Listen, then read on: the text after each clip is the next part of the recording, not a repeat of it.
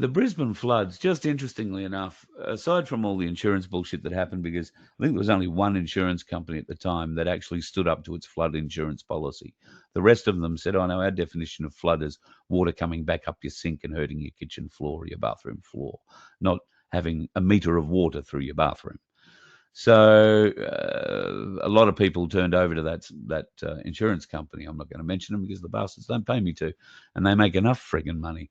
However, I do know that a lot of the flood areas in Brisbane that were affected in the big floods and still get affected even in the littler floods are west of Brisbane and out towards Ipswich and the Goodna and Darra areas, the Jindalee areas.